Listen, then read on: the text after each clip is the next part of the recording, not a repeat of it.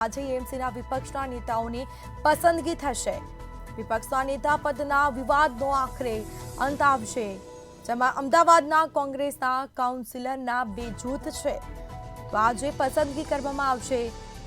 બીજી તરફ આજે જીપીસીસી બપોરે 2:30 કલાકે આ બેઠક મળશે।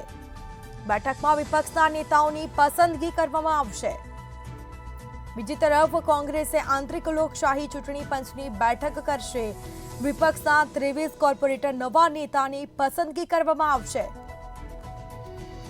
તો મહત્વપૂર્ણ સમાચાર સામે આવ્યા છે।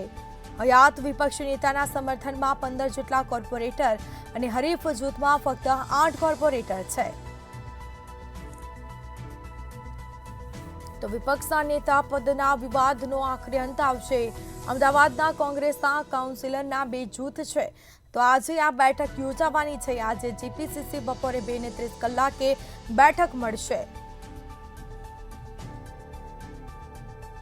તો વધુ વિગતો સાથે સંવાદદાતા મેહુલ દુધરેજા આપણી સાથે લાઈવ જોડાઈ ગયા છે। જી, આજે એએમસીના વિપક્ષના નેતાઓની પસંદગી કરવામાં આવશે, આખરે વિવાદનો અંત આવશે, શું વિગતો?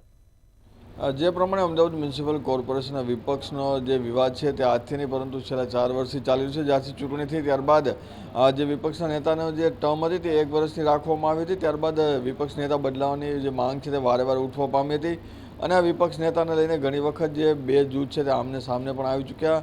મોવડી મંડળ સુધી અને દિલ્હી સુધી આ મામલે તેઓ રજૂઆતો કરી હતી, પત્ર લખીને સાથે રૂબરૂ મળીને પણ, તેમ છતાં પણ આજે વિપક્ષ નેતાનો જે મામલો ગૂંચવાયો હતો ત્યારબાદ હવે નિર્ણય લેવામાં આવે છે કે વિપક્ષ નેતા માટે ચૂંટણી કરવામાં આવશે। આજે જીપીસીસી જે કાર્યાલય આવેલું છે ત્યાં આજે બપોરે 2 વાગ્યા બાદ જે મિટિંગ થવાની, મિટિંગ બાદ એક જે નાની ચૂંટણી થવાની છે જેની અંદર જે 23 જે મતદારો જે છે તેઓ મતદાન કરવાના છે। આ પૈકી 2 જે લોકો છે તે ઉમેદવારી એટલે કે પોતાની દાવેદારી છે વિપક્ષ નેતા તરીકેની કરી શકે છે, જેની અંદર શહેજાદ ખાન પઠાણ છે અને રાજશ્રી કેસરી છે।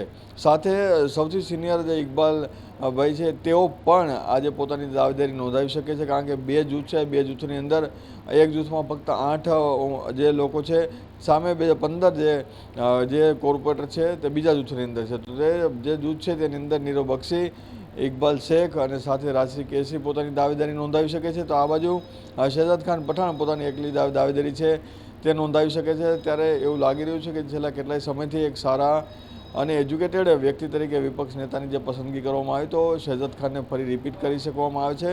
પરંતુ આ તમામની વચ્ચે જ્યારે વોટિંગની જો વાત આવશે તો વોટિંગની અંદર જે 23 મતદારો છે તે પૈકી એટલે કે જીતવા માટે 12 મતની જરૂર પડશે, એટલે કે જ્યારે 12 મત મળશે તો તે વ્યક્તિ તેનું જૂથ જે છે તે જીતી જશે। એટલે કે હવે 2 વાગ્યા બાદ આ જે નિર્ણય છે તે લેવામાં આવ્યો છે અને ત્યારબાદ જે વોટિંગ છે અને વોટિંગ બાદ જ આજના દિવસમાં વિપક્ષ નેતાની જે જાહેરાત છે તે કરી દેવામાં આવશે। જી બિલકુલથી તમામ જાણકારી આપવા બદલ આપનો આભાર। તો આ સાથે બેઠકમાં વિપક્ષના નેતાઓની પસંદગી કરવામાં આવશે। હાલમાં વિપક્ષના નેતા શહેજાદ ખાન પઠાણ છે, વિપક્ષના 23 કોર્પોરેટર નવા નેતાની પસંદગી કરશે। તો હયાત વિપક્ષી નેતાના સમર્થનમાં 15 જેટલા કોર્પોરેટર, વિપક્ષ નેતા પદના વિવાદનો આખરે અંત આવશે। આજે એએમસીના વિપક્ષના નેતાની પસંદગી થશે। તો આ સાથે જો એક કરતાં વધારે ઉમેદવાર હશે તો ચૂંટણી થશે। જો કોઈ એક જ નામ પર સર્વસંમતિ સાધશે તો સર્વાનુમતે નામ જાહેર કરવામાં આવશે।